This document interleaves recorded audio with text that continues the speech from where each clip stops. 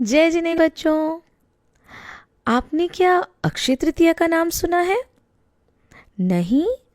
It is a very very special date in Jainism. We all celebrate this special day. तृतीया का मतलब होता है थर्ड। अच्छा, तो बताओ हम अक्षय तृतीया क्यों सेलिब्रेट करते हैं? नहीं पता ना? तो चलो आज हम अक्षय तृतीया की स्टोरी सुनेंगे।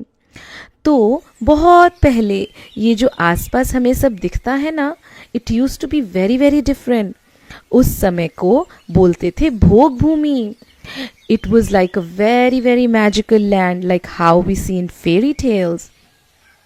उस समय किसी को भी काम नहीं करना पड़ता था, जॉब भी नहीं करनी पड़ती थी। तो फिर उनको खाना, कपड़े, ये सब कैसे मिलता था? हम्म तो उनको ये सब मिलता था कल्प वृक्षों से, मतलब विश फुलफिलिंग ट्रीज से। तो भोग भूमि पे रहने वाले लोगों को इन ट्रीज से खाने पीने की चीजें, सुंदर सुंदर कपड़े, ज्वेलरी सब मिल जाया करती थी। फिर धीरे धीरे धीरे भोग भूमि चेंज हो गई कर्म भूमि में। कर्म भूमि का मतलब where one has to work for living. अच्छा, ये बताओ हम कौन सी भूमि में रहते हैं, कर्म भूमि या भोग भूमि? अच्छा बताओ, क्या हमारे पास ये स्पेशल ट्रीज हैं क्या, ये विश फुलफिलिंग ट्रीज जिन्हें कल्प वृक्ष कहते हैं? उम्हूं, नहीं है ना। So we live in karm bhumi where we all have to work. तो इसका मतलब है कर्म मतलब कुछ करना। कर्म भूमि में सबको मेहनत करनी पड़ती है, खेती, फार्मिंग करनी होती है टू ग्रो फूड।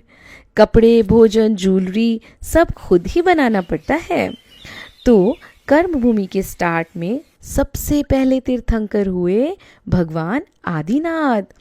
आदिनाथ भगवान अपनी सोल को, अपनी आत्मा को प्योर करने के लिए क्या बन गए? वो बन गए मुनि महाराज, जैन साधु या जैन सेंट बन गए। तो आदिनाथ भगवान कर्म भूमि के सबसे पहले साधु हुए। जैसे ही उन्होंने दीक्षा ली, दीक्षा मतलब, दीक्षा मतलब होता है साधु बन जाना, मुनि महाराज बन जाना, सब वर्ल्ड की चीज़ों को छोड़कर बस अपनी सोल के साथ रहना। तो जैसे ही आदिनाथ भगवान मुनि महाराज बने, उन्होंने 6 मंथ्स तक का फास्टिंग का नियम ले लिया। तो 6 मंथ्स के बाद जब उनकी मेडिटेशन, उनका ध्यान पूरा हुआ, तो वो अब आहार लेने के लिए चल पड़े। आपने कभी किसी मुनि महाराज को आहार के लिए निकलते हुए देखा है क्या बच्चों? तो उस समय लोग मुनियों को आहार देना नहीं जानते थे। किसी को भी समझ नहीं आ रहा था कि मुनि महाराज को फूड, भोजन कैसे देना है। कोई तो उनके पास जाके नमोस्तु करते और उनके पीछे पीछे चलने लग जाते, मगर समझ ही नहीं पा रहे थे कि कैसे आहार कराएं। तो ऐसा करते करते भगवान के 6 मंथ्स और निकल गए। उन्हें तो आहार ही नहीं मिला, क्योंकि उनको आहार देने की विधि या उसका पूरा प्रोसेस किसी को भी पता नहीं था। अब तो भगवान को आहार लिए, फूड लिए हुए पूरा 1 ईयर, 1 साल हो गया था।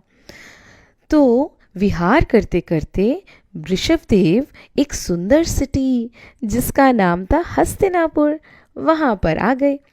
उस समय वहाँ के किंग का नाम था सोमप्रभ और उनके ब्रदर थे Shreyans Kumar.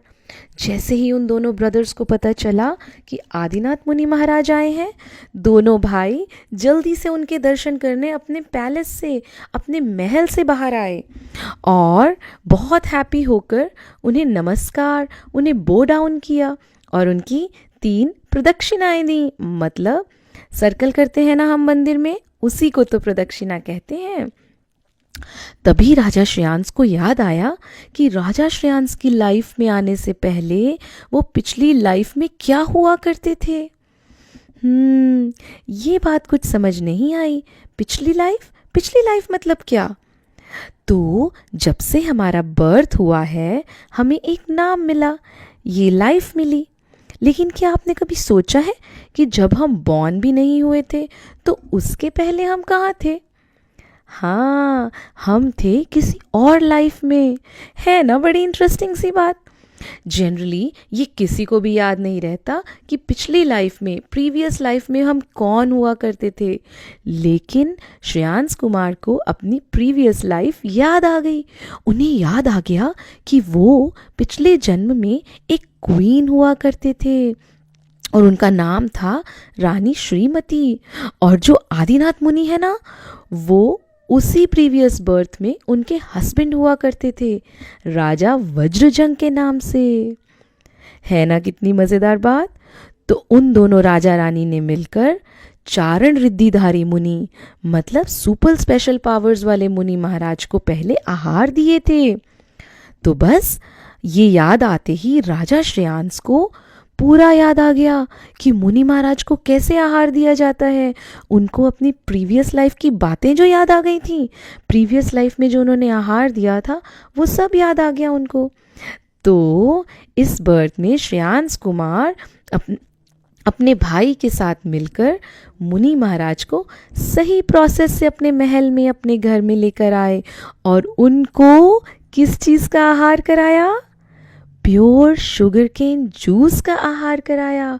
Sugar cane juice को इक्षुरक्स भी कहते हैं। तो ये देखते ही स्काई में देवों का पूरा ग्रुप आ गया। क्यों आ गया? क्योंकि सब बहुत खुश थे कि आदिनाथ मुनिराज के आहार हो गए फाइनली, पूरे 1 ईयर के बाद। तो देवों ने खुश होकर उस समय प्रेशियस जेम्स की बारिश की, फ्लावर्स की बारिश की, बहुत अच्छी अच्छी फ्रेग्रेंस वाली हवा चलने लगी, बहुत अच्छा अच्छा म्यूज़िक बजने लगा और जय हो जय हो जय हो से पूरा स्काई भर गया। दोनों भाइयों को बहुत अच्छा लगा। तब से लेकर आज तक भी वह दिन अक्षय तृतीया के नाम से फेमस है। क्यों हुआ फेमस?